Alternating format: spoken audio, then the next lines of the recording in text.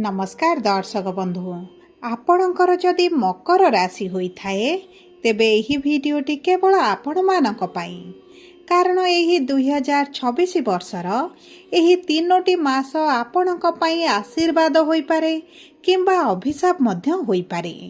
एही April May जून 3 मास आपणक जीवनर मुख्य 3 मास हेबा पाई जाउची। काहींकी हेबा पाई जाउची ताहा आपणकु भिडियो रे निश्चित भाव जणाइबी।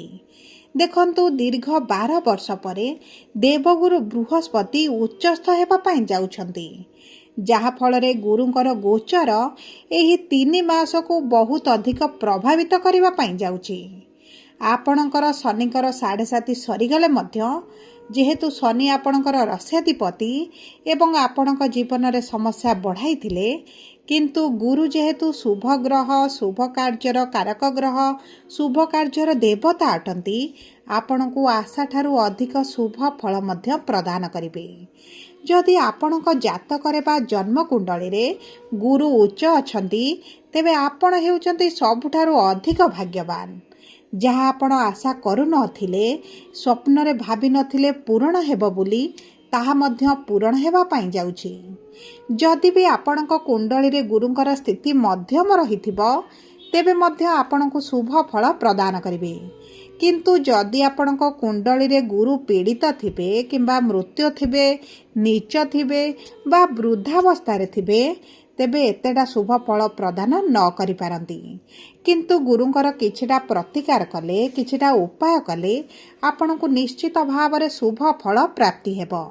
कारण देखंतु आगामी 1 वर्ष पर्यंत गुरु एही उच्च स्थिति रे रहिबा पाई जाउछंती, जेउ कारणरू आपणकर जहाँ भी अभिलाष मनोवांछा मनस्कामना रहिछि एही समय मध्य रे जदि आपण पूर्ण करिबा पाई चेष्टा करंती तेबे आपणकर निश्चित भाव रे पूर्ण होई जिवो।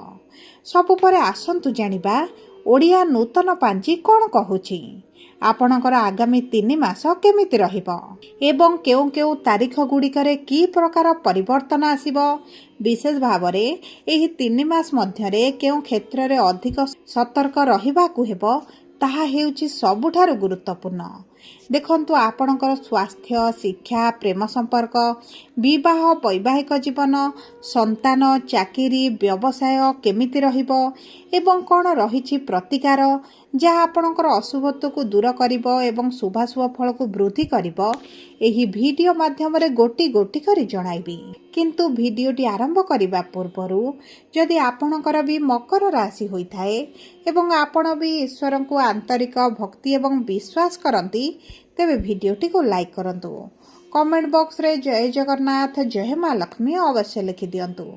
ता सहित आम सह जोगाजोग करिबा पई वीडियोर मध्य भाग रे एक व्हाट्सएप नंबर टी दिया जाइछि, जो नंबर साहाय्य आपण आम सह जोगाजोग करी निजर नूतन कुंडली प्रस्तुत करि परिबे, कुंडली विश्लेषण कराई परिबे किंबा आपणकर चाकिरी विवाह व्यवसाय प्रेम संपर्क शिक्षा स्वास्थ्य को नहीं किछि समस्या रहिछि ताहार सहजरे एवं स्वल्प मूल्य रे समाधान करि परिबे। सेतिपई आपण आम सह वीडियोर शेष पर्यंत जोड़ी होई रुहंतु एवं व्हाट्सएप नंबर माध्यम रे आम सह जोगाजोग करी खूब कम मूल्य रे आपणक समस्यार समाधान करतु। एबे आसंतु कार्यक्रमटी को आग को बढ़ाइबा एवं जानिबा ओडिया पांजी अनुसारे एही एप्रिल मे जून मासटी केमिति रहिबा पाई जाउछि। विशेष भाव रे एही 2026 रे ज्येष्ठ मासटी 2 थर पड़िबा पाई जाउछि, माने एक मळ मास मध्य हेबा पाई जाउछि। तेबे आपणकर कौन करवा आवश्यक कौन करवा अनुचित रही विशेष भाव में आपण जदि शुभ कार्य करुछंती तेबे केउ समय आपण न करवा उचित रहिबो एही वीडियो माध्यम रे आपण को जणाइबी। सर्वपर आसंतु जानिबा आपणकर स्वास्थ्यटी एही 3 मास मध्य रे केमिति रहिबो। देखंतु आपणकर राशिर स्वामी हेउचंती शनि, जे तृतीय भाव रे सूर्य मंगलक सहित विराजमान करिसंती। देखंतु शनि एवं सूर्य जेतेबेले एकत्र गोटिए राशि रे विराजमान करती सेतेबेले विस्फोटक जोग बनाई थांती। एहार अर्थ ହେଉଛି ଆପଣଙ୍କ ଜୀବନରେ ଅଚାନକ ସମସ୍ୟା ଆସିବ, ଅଚାନକ ବାଧାବିଘ୍ନ ଆସିବ ଏବଂ ବହୁତ ଗୁଡ଼ିଏ ଅଚାନକ ଭାବରେ ଆପଣଙ୍କ ଜୀବନରେ ଘଟିବା ପାଇଁ ଯାଉଛି, ଯାହା ଆପଣଙ୍କର ଟେନସନକୁ ବଢ଼ାଇବ, ଆପଣଙ୍କ ଷ୍ଟ୍ରେସକୁ ବଢ଼ାଇବ ଏବଂ ଏହିଭଳି ପରିସ୍ଥିତି ପାଇଁ ଆପଣଙ୍କର ସ୍ୱାସ୍ଥ୍ୟରେ ମଧ୍ୟ ସମସ୍ୟା ଦେଖାଯିବ। ଦେଖନ୍ତୁ, ଯେପର୍ଯ୍ୟନ୍ତ ସୂର୍ଯ୍ୟ ଶନି ମଙ୍ଗଳ ଏକତ୍ର ରହିଛନ୍ତି, ବିଶେଷ ଭାବରେ 14 ଏପ୍ରିଲ ପର୍ଯ୍ୟନ୍ତ ସୂର୍ଯ୍ୟ ଶନି ଏକତ୍ର ରହିବା କାରଣରୁ ଆପଣଙ୍କର ମୁଣ୍ଡ ବ୍ୟଥା, ମୁଣ୍ଡବିନ୍ଧା କିମ୍ବା ଆପଣଙ୍କର ପେଟ ଜାତୀୟ ସମସ୍ୟାଟି ଦେଖାଦେଇପାରେ। କିନ୍ତୁ 11 ମେ ପର୍ଯ୍ୟନ୍ତ ଶନି ମଙ୍ଗଳ ଯେହେତୁ ଏକତ୍ର ରହିବେ, ଆପଣଙ୍କ ବ୍ଲଡ଼ ରିଲେଟେଡ୍ ସମସ୍ୟାଟି ବଢ଼ିପାରେ। ସେଥିପ୍ରତି ଆପଣଙ୍କୁ ଟିକେ ଦୃଷ୍ଟି ଦେବାକୁ ପଡ଼ିବ। ନଚେତ୍ ଆପଣଙ୍କ ସ୍ୱାସ୍ଥ୍ୟରେ ବିଶେଷ ଭାବରେ କୌଣସି ବଡ଼ ସମସ୍ୟା ଦେଖାଯିବନି। କିନ୍ତୁ ଆପଣଙ୍କର ଖାଦ୍ୟ ପାନୀୟରେ ଯଦି ଆପଣ ଦାୟିତ୍ୱ ନ ନିଅନ୍ତି, ଅବହେଳା କରନ୍ତି, ସ୍ୱାସ୍ଥ୍ୟର ଯତ୍ନ ନ ନିଅନ୍ତି, ତେବେ ବିଶେଷ ଭାବରେ କିଛି ନା କିଛି ସମସ୍ୟା ଆପଣ ଦେଖିପାରନ୍ତି। ସେଥିପ୍ରତି ଆପଣଙ୍କୁ ଦୃଷ୍ଟି ଦେବାକୁ ପଡ଼ିବ। ଏବେ ଆସନ୍ତୁ ଜାଣିବା କିପରି ରହିବ ଆପଣଙ୍କର ଆର୍ଥିକ କ୍ଷେତ୍ର। ଦେଖନ୍ତୁ, ଅର୍ଥର ଭାବରେ ରାହୁ ବିରାଜମାନ କରିଛନ୍ତି। ଅବଶ୍ୟ ରାହୁ ମିତ୍ର ରାଶିରେ ରହିଛନ୍ତି, କିନ୍ତୁ ବୁଧଙ୍କ ସହିତ ବିରାଜମାନ କରିଥିବାରୁ ଆପଣଙ୍କ ବାଣୀ ପାଇଁ ଆପଣଙ୍କର ବହୁତ ଗୁଡ଼ିଏ ସମସ୍ୟା ଗୁଡ଼ିକ ସୃଷ୍ଟି ହେଉଛି। ଆପଣଙ୍କ ବାଣୀକୁ ନିୟନ୍ତ୍ରଣ କରିବେ ଏବଂ ଏହା ଆପଣଙ୍କ କର୍ମକ୍ଷେତ୍ରକୁ ଯେହେତୁ ପ୍ରଭାବିତ କରୁଛି, ଆପଣଙ୍କର କିଛି ନା କିଛି ସମସ୍ୟା ଆପଣ ଦେଖୁଛନ୍ତି। କିନ୍ତୁ 11 ଏପ୍ରିଲ ପରେ ବୁଧ ଆପଣଙ୍କର ତୃତୀୟ ଭାବକୁ ଗୋଚର କରିବା କ୍ଷଣି ଆପଣଙ୍କର ଆର୍ଥିକ ସ୍ଥିତିରେ ଆସିବ ସୁଧାର। ଆପଣଙ୍କର ଯଦି ଅର୍ଥକୁ ନେଇ ସମସ୍ୟା ଚାଲିଛି, ଲୋନ୍ ବଢ଼ି ଚାଲିଛି ଏବଂ ଆପଣ କରଜରେ ରହିଲା ଭଳି ଲାଗୁଛି, ତେବେ ଆପଣ ନିଶ୍ଚିତ ଭାବରେ ଏହି ବିପରୀତ ପରିସ୍ଥିତିରୁ ବାହାରକୁ ଆସିବେ। ଆପଣଙ୍କୁ ଅଚାନକ ଧନ ଲାଭ ମଧ୍ୟ ହୋଇପାରେ।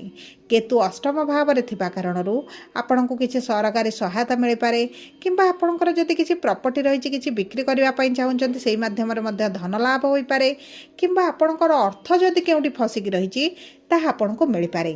ତେଣୁକରି ଆପଣଙ୍କର ଏହି 11 ମେ ପରଠାରୁ ଆପଣଙ୍କ ଆର୍ଥିକ କ୍ଷେତ୍ରରେ ନିଶ୍ଚିତ ଭାବରେ ସୁଧାର ଦେଖିବେ ଏବଂ ତାଠାରୁ ବଡ଼ କଥା ହେଉଛି ଆପଣଙ୍କର ସେଭିଙ୍ଗସ୍ ବଢ଼ିବ। ଆପଣଙ୍କର ଯେଉଁ ସଞ୍ଚିତ ଅର୍ଥ ଖର୍ଚ୍ଚ ହେଉଥିଲା, ଯେଉଁ କାରଣରୁ ଆପଣଙ୍କର ବ୍ୟାଙ୍କ ବାଲାନ୍ସରେ ଆପଣ କମି ଦେଖୁଥିଲେ, ସେହିସବୁ କ୍ଷେତ୍ରରେ ମଧ୍ୟ ପରିବର୍ତ୍ତନ ଆସିବ। ଏବେ ଆସନ୍ତୁ ଜାଣିବା କିପରି ରହିବ ଆପଣଙ୍କର ଶିକ୍ଷା, ପ୍ରେମ ସମ୍ପର୍କ ଏବଂ ସନ୍ତାନର ଯୋଗ।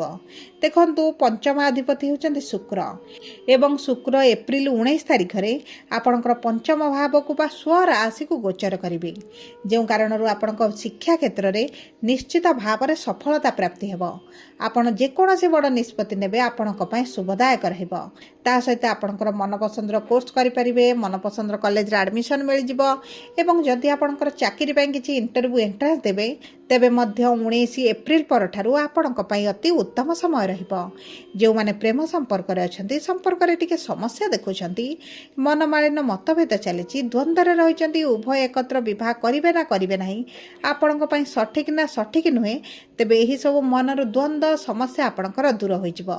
ଆପଣଙ୍କ ସାଥୀଙ୍କ ସହିତ ଯଦି ଆପଣ ପ୍ରେମ ବିବାହ କରିବା ପାଇଁ ଚାହୁଁଛନ୍ତି, ତେବେ ଅତି ଉତ୍ତମ ରହିବ। କିମ୍ବା ଆପଣଙ୍କର ଯଦି ଦ୍ୱିତୀୟ ବିବାହ କରିବାର ଅଛି, ତେବେ ମଧ୍ୟ ଆପଣଙ୍କୁ ଶୁଭଦାୟକ ଫଳ ପ୍ରାପ୍ତି ହେବ। ଏବଂ ଯେଉଁ ବ୍ୟକ୍ତିମାନଙ୍କର ମକର ରାଶି ଏବଂ ସନ୍ତାନ ପ୍ରାପ୍ତିରେ ବିଳମ୍ବ ଦେଖିଲେଣି, ସନ୍ତାନ ପ୍ରାପ୍ତିରେ ଚେଷ୍ଟା କରି ମଧ୍ୟ ବିଫଳତା ଦେଖୁଥିଲେ, ସନ୍ତାନ ପ୍ରାପ୍ତି ପାଇଁ ଆପଣଙ୍କର 2 ଜୁନ୍ ପରଠାରୁ ଅତି ଶୁଭଦାୟକ ସମୟ ରହିଛି। ଆପଣ ଯଦି ଚେଷ୍ଟା କରିବେ, ନିଶ୍ଚିତ ଭାବରେ ସନ୍ତାନ ପ୍ରାପ୍ତି କରିପାରିବେ। ତା ସହିତ ଆପଣଙ୍କର ସନ୍ତାନ ଥାଇ ମଧ୍ୟ ଯଦି ଆପଣ ସନ୍ତାନ ସୁଖରୁ ବଞ୍ଚିତ ଅଛନ୍ତି, ସନ୍ତାନକୁ ନେଇ ଚିନ୍ତିତରେ ଅଛନ୍ତି, ତାଙ୍କ ଶିକ୍ଷାକୁ ନେଇ, କ୍ୟାରିୟରକୁ ନେଇ, ସ୍ୱାସ୍ଥ୍ୟକୁ ନେଇ, ତେବେ ମଧ୍ୟ ଏହିସବୁ କ୍ଷେତ୍ରରେ ଶୁଭ ପରିଣତି ଦେଖିବେ। ଦେଖନ୍ତୁ, ଆପଣଙ୍କର 2 ଜୁନ୍ ପରଠାରୁ ବିବାହ ପାଇଁ ଅତି ପ୍ରବଳ ଯୋଗ ରହିବ। ଯଦି ଆମେ ଦେଖିବା ଆପଣଙ୍କର ବିବାହର ଯୋଗ ଏବଂ ବୈବାହିକ ସମ୍ପର୍କକୁ, ତେବେ ମକର ରାଶିର ବ୍ୟକ୍ତିଙ୍କର ସପ୍ତମ ଭାବକୁ ଉଚ୍ଚ ସ୍ଥିତିରେ ଗୁରୁ ବିରାଜମାନ କରିବା କାରଣରୁ ଆପଣଙ୍କର ବୟସ ଯଦି ବଢ଼ି ବି ଯାଇଛି, 40 ପରେ ମଧ୍ୟ ହୋଇଛି, ତେବେ ମଧ୍ୟ ଆପଣଙ୍କର ଜୁନ୍ 2 ପରେ ବିବାହ ନିଶ୍ଚିତ ଭାବରେ ହୋଇଯିବ। ଦେଖନ୍ତୁ, ବିବାହ ପାଇଁ ଆପଣଙ୍କର ବହୁତ ଅଧିକ ଶୁଭଦାୟକ ସମୟ ରହିବ। ଗୁରୁ ଆପଣଙ୍କ ଗୃହରେ ଶୁଭ କାର୍ଯ୍ୟ, ମାଙ୍ଗଳିକ କାର୍ଯ୍ୟ କରାଇବେ। ଆପଣଙ୍କ ବିବାହ ଯଦି ବିଭିନ୍ନ ଗୁଡ଼ିଏ କାରଣ ପାଇଁ ଭାଙ୍ଗୁଥିଲା, ବିବାହ ହୋଇପାରୁନଥିଲା, ଶତ୍ରୁ ବୃଦ୍ଧି ଘଟିଥିଲେ, ତେବେ ମଧ୍ୟ ଏହିସବୁ କ୍ଷେତ୍ରରେ ଆପଣଙ୍କର ବିପରୀତ ପରିସ୍ଥିତି ଆସିବ ଏବଂ ଆପଣଙ୍କର ଏହିସବୁ ସମସ୍ୟା ଗୁଡ଼ିକ ଦୂର ହୋଇଯିବ। ଆପଣଙ୍କର ବିବାହ ହୋଇପାରେ କିମ୍ବା ବୈବାହିକ ସମ୍ପର୍କରେ ବହୁତ ଅଧିକ ଶୁଭ ଫଳାଫଳ ଦେଖିବେ। ଆପଣଙ୍କ ସାଥୀଙ୍କ ସହିତ ଆପଣ ଏକତ୍ର ସମୟ ଅତିବାହିତ କରିବେ। ଉଭୟ ଏକ ବଡ଼ କାର୍ଯ୍ୟ କରିବା ପାଇଁ ମଧ୍ୟ ନିଷ୍ପତ୍ତି ନେଇପାରନ୍ତି। ଆପଣଙ୍କ ପାରିବାରିକ ଜୀବନ ଯଦି ଅସନ୍ତୁଷ୍ଟ ଥିଲା ତେବେ ମଧ୍ୟ ସେଥିରେ ସନ୍ତୁଷ୍ଟି ମିଳିବ। ଆପଣଙ୍କୁ ବୁଝିବାକୁ ଆରମ୍ଭ କରିବେ ଏବଂ ଆପଣଙ୍କ ହିସାବରେ ମଧ୍ୟ ସବୁ କାର୍ଯ୍ୟ ଘଟିତ ହେବା ଆରମ୍ଭ ହୋଇଯିବ।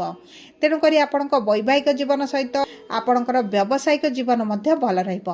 ଯେଉଁମାନେ ପାର୍ଟନରସିପ୍ରେ ବ୍ୟବସାୟ କରୁଛନ୍ତି ସେମାନଙ୍କୁ ଶୁଭ ଫଳ ପ୍ରାପ୍ତି ହେବ। ଯଦି ବି ଆପଣ ପାର୍ଟନରସିପ୍ରେ କିଛି କାର୍ଯ୍ୟ ଆରମ୍ଭ କରିବା ପାଇଁ ଚାହୁଁଛନ୍ତି ତେବେ ଜୁନ୍ 2 ତାରିଖ ପରଠାରୁ ଆପଣଙ୍କ ପାଇଁ ଶୁଭଦାୟକ ରହିବ। ଏବେ ଆସନ୍ତୁ ଜାଣିବା କିପରି ରହିବ ଆପଣଙ୍କର କ୍ୟାରିୟର, ଆପଣଙ୍କ ଚାକିରି, ବ୍ୟବସାୟ। ଦେଖନ୍ତୁ, ଆପଣଙ୍କର ଦଶମାଧିପତି ହେଉଛନ୍ତି ଶୁକ୍ର, ଯିଏ ଆପଣଙ୍କର ପଞ୍ଚମ ଭାବକୁ ଏହି 19 ଏପ୍ରିଲରେ ଗୋଚର କରିବା ପାଇଁ ଯାଉଛନ୍ତି ଏବଂ ଶୁକ୍ରଙ୍କର ସପ୍ତମ ଦୃଷ୍ଟି ଆପଣଙ୍କର ଲାଭର ଭାବରେ ରହିବ। ତେଣୁକରି ଆପଣଙ୍କ କର୍ମକ୍ଷେତ୍ରରେ ଶୁଭ ଫଳାଫଳ ଦେଖିବେ। ଆପଣଙ୍କର ଚାକିରିରେ ଗ୍ରୋଥ ଦେଖିବେ, ଉଚ୍ଚ ଅଧିକାରୀଙ୍କ ସହିତ ଘନିଷ୍ଠତା ବଢ଼ିବ, ଶତ୍ରୁମାନେ ଦୂରତା ବନେଇବେ କିମ୍ବା ଆପଣଙ୍କ ସହିତ ମିତ୍ରତା କରିବା ଆରମ୍ଭ କରିବେ। ତା ସହିତ ଆପଣଙ୍କର ଯଦି ସାଲାରୀ ଇନକ୍ରିମେଣ୍ଟ ହେବାର ଥିଲା ତେବେ ମଧ୍ୟ ହୋଇଯିବ ଏବଂ ଆପଣଙ୍କର ନିଶ୍ଚିତ ଭାବରେ ଶୁଭ ରେଜଲ୍ଟ ଆପଣ କର୍ମକ୍ଷେତ୍ରରେ ଦେଖିବାକୁ ପାଇବେ। ଯେଉଁମାନେ ଚାକିରିର ସନ୍ଧାନରେ ରହିଛନ୍ତି ସେମାନଙ୍କୁ ନିଶ୍ଚିତ ଭାବରେ ଚାକିରି ପ୍ରାପ୍ତ ହୋଇଯିବ। ବ୍ୟବସାୟ ତ ନୂତନ ଭାବରେ ଆରମ୍ଭ କରିବା ପାଇଁ ଜୁନ୍ 2 ତାରିଖ ପରଠାରୁ ଅତ୍ୟଧିକ ଶୁଭଦାୟକ ରହିଛି।